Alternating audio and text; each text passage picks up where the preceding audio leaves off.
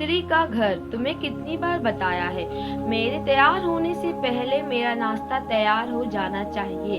शादी के 25 सालों बाद भी मुझे क्यों बार बार एक ही बात बतानी पड़ती है लता?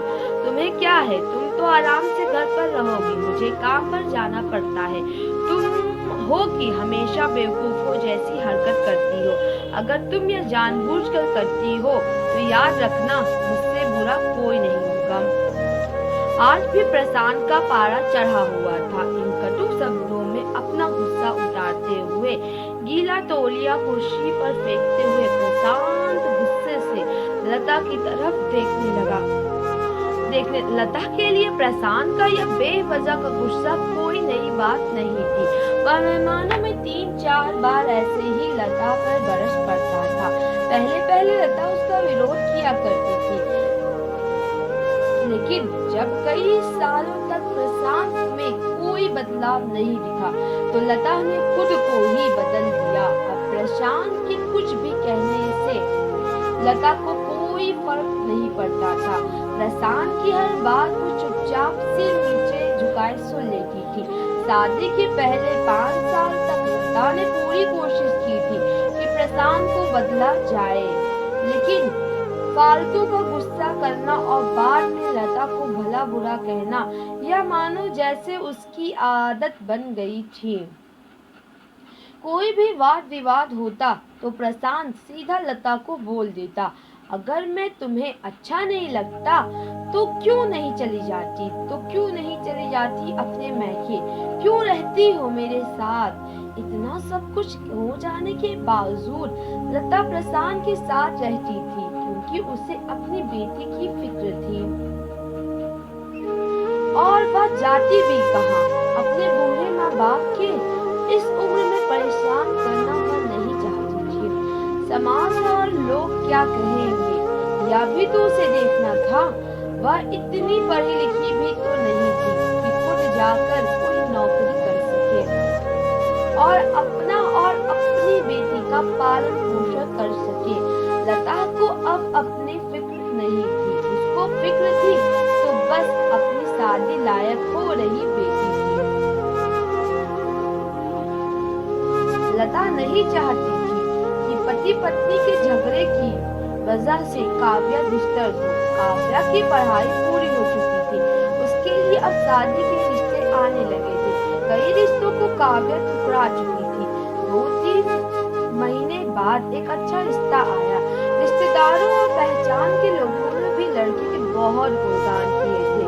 प्रशांत एक शाम अपनी बेटी के पास बैठकर उसे बताने लगा, काव्या बहुत अच्छा लड़का है, पढ़ा लिखा है, बड़ा घर है, बहुत अच्छी नौकरी है। ऐसे रिश्ते बार बार नहीं आते बेटा, इस बार मना मत करना। काव्या अपने पिता से ज्यादा बात नहीं करती थी, शायद डरती थी या शायद नफरत करती थी, लेकिन आज वो अपनी पूरी हिम्मत इकट्ठा कर बोली, मुझे अभी शादी नहीं करनी है पापा, मैं नौकरी करना चाहती हूँ, खुद अपने पैरों पर खड़ी होना चाहती हूँ। हाँ, तुम्हें उसमें क्या बड़ी बात है? मैंने लड़के से बात की है, वह तुम्हें किसी भी बात के लिए नहीं रोकेगा। तुम शादी के बाद भी नौकरी कर सकती हो, वह तुम्हें नौकरी के लिए परमिशन दे देगा।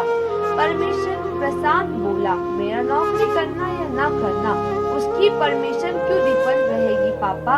काव्या ने पूछा, मैं कह रहा हूँ ना, तुम्हें किसी भी चीज की कमी नहीं होगी। वहाँ ऐसे रिश्ते बार बार नहीं आते, इसे ठुकरा मत, बहुत खुश रहोगी तुम वहाँ। प्रशांत बोला, मेरा नौकरी करना या ना करना उसकी परमिशन पर क्यों डिपेंड रहेगा पापा?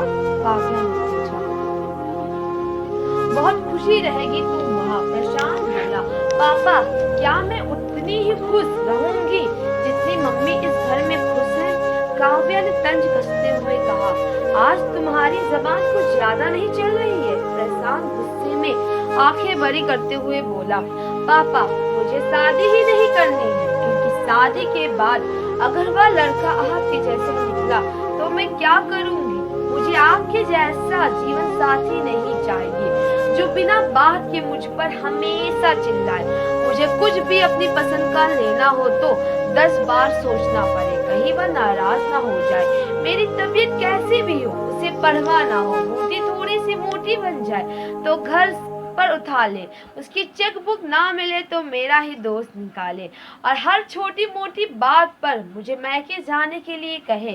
काव्या ने अपना दिल खाली करते हुए पापा से सब कुछ कह दिया। प्रशांत का गुस्सा सातवें आसमान पर था, लेकिन उसके मुंह से एक भी शब्द नहीं फूट रहा था। वो काव्या की बातें सुन रहा था। काव्या उतना ही बोलकर चुप नहीं हुई। आज पहली बार वह अपने पापा के सामने इतना कुछ बोल रही थी। पापा अपने माँ के साथ हमेशा गलत व्यवहार किया है। आप अपने ऑफिस का गुस्सा बिना सोचे समझे माँ पर उतार देते हैं। कभी इस बात की परवाह भी नहीं करते कि उन्हें कैसा लगता होगा। आपकी बातें सुन सुन माँ ने अपना स्वाभिमान खो दिया। प्रशांत आज पहली बार अपने किए हुए बर्तावों को महसूस कर पा रहा था। वो इतना ही बोल पाया, जो तुम्हारा मन है वो करो। मैं तो इतना बुरा हूँ ना। काव्या ने प्रशांत का हाथ पकड़ा और बोली, पापा मुझे सिर्फ एक सवाल का जवाब दे दो। क्या आप चाहोगे कि मेरा पति आपके जैसा हो? अगर आपका जवाब हाँ है तो कर दीजिए मेरा रिश्ता आज ही, और ना है तो मुझे आत्मनिर्भर बनने दीजिए। प्रशांत कुछ भी ना बोल पाया और वहां से चुपचाप बाहर चला गया। आज उसे लता के सामने जाने में शर्म आ रही थी। चलते चलते उसकी आंखों से आंसू बह रहे थे। प्रशांत ने आज से अपने आप को बदलने का निश्चय किया। अगले दिन लता ने अपने पति में काफी बदलाव देखा। वह सोचने लगी कि जो हिम्मत काव्या ने दिखाई, वह हिम्मत अगर मैं पहले ही दिखा देती तो शायद आज परिस्थिति कुछ और होती। अब काव्या पढ़ लिख कर अच्छी नौकरी करने लगी थी और 3 साल बाद उसके लिए एक अच्छा रिश्ता आया। और उसकी विदाई पर प्रशांत बोला, बेटा तू हमेशा खुश रहेगी क्योंकि तेरा पति तेरे बाप जैसा नहीं है। प्रशांत की बात सुनकर लता और काव्या की आंखों से आंसू बहने लगे। दोस्तों, हमारे समाज में औरतों को भले ही देवी का दर्जा दिया जाए, लेकिन वह स्वतंत्रता नहीं दी जाती जो उन्हें देनी चाहिए। उन्हें बचपन से ही बताया जाता है कि वह पराया धन है। स्कूल से आने में देर हो जाए तो पिटाई मिलती है। मोबाइल पर बातें करते हुए दिख जाए या खिड़की से झांकते हुए दिख जाए तो सब किया जाता है। माँ बाप का घर तुम्हारा नहीं है, पति का घर ही तुम्हारा घर है।